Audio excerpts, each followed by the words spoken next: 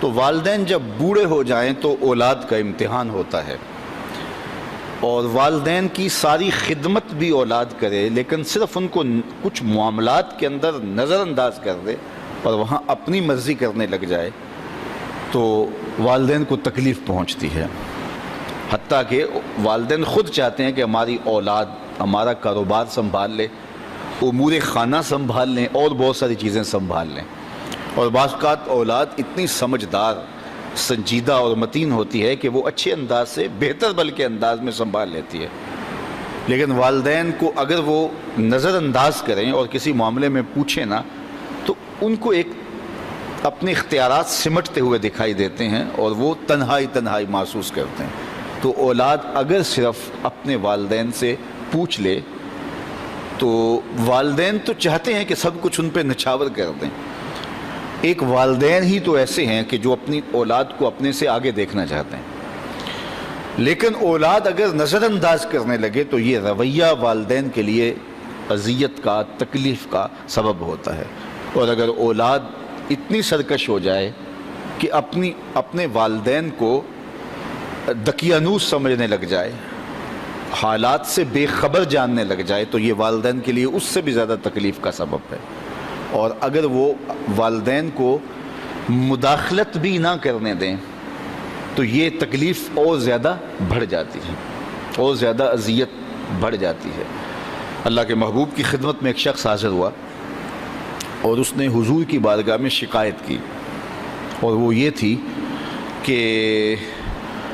میرا بیٹا اپنی چیزوں کو جو ہے وہ مجھے ہاتھ نہیں لگانے دیتا۔ تو آقا کریم علیہ السلام نے اسے بلایا اور فرمایا کہ یہ تمہارا باپ کیا کہہ رہا ہے؟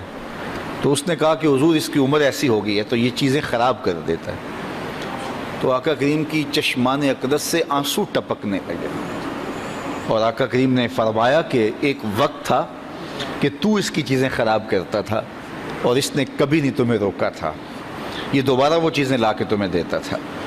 تو حضور نے اس وقت ایک تاریخ ساز جملہ ارشاد فرمایا، انتا و مالو کا لابی کا،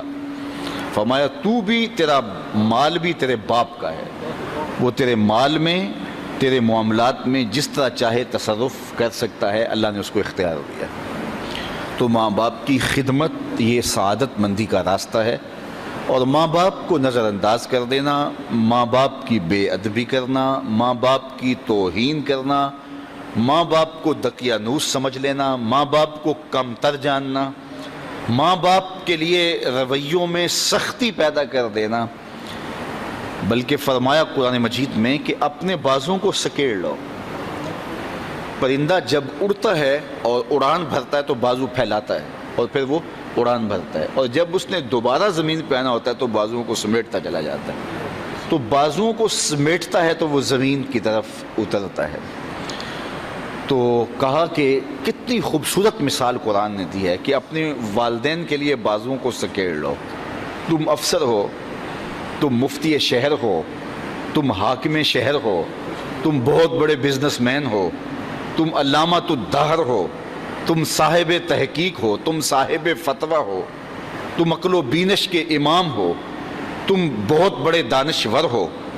تم بہت بڑے ذہین فتین شخص ہو، تمہاری عظمتوں کا زمانہ لوہا مانتا ہے، دنیا کی دانش گاہوں میں تجھ سے لوگ دنیا گزارنے کے گر سیکھتے ہیں، لیکن جب تم اڑان بھرو تو اس وقت تم مفتی رہو، اس وقت تم فقیہ شہر بنو، اس وقت تم جو ہے وہ بہت کامیاب بزنس مین بن کے پرواز کرو، اس وقت تم بہت بڑے مانے ہوئے پروفیسر کہلاؤ، تم اپنے فن کے ڈاکٹر اور ماہر کہلاؤ، لیکن جب تم واپس اپنے باپ کی چوکھٹ پہ اپنی ماں کی بارگاہ میں آؤ تو بازو سکیڑ لو، اس وقت بیٹے بن کے آؤ۔ اس وقت تمہارے ساتھ جو مفتی کا ٹائٹل ہے، عالم کا ٹائٹل ہے، پروفیسر کا ٹائٹل ہے، ڈاکٹر کا ٹائٹل ہے، کامیاب بزنس مین کا ٹائٹل ہے، وزیر اور مشیر کا ٹائٹل ہے، وہ اتر جائیں بازو سکیڑ کے، تم ایک بیٹے بن کے ماں کی آگوش، ماں کی خدمت میں اور اس کے حضور اور باپ کے حضور بیٹھو، تو یہ ان کے لیے تسکین کا سبب ہے۔ اور اب جب دوبارہ اڑان بھرو گے تو اللہ تعالیٰ تمہیں اور زیادہ عزتوں سے نوازے گا۔ تو فرمایا کہ اپنے بازوؤں کو سکیڑ لو، اللہ اکبر، کتنی خوبصورت بات ارشاد فرمائی، اور فرمایا کہ ان کے سامنے ادب کا لحاظ رکھو، تلقین ادب کی، اف تک نہ کہو۔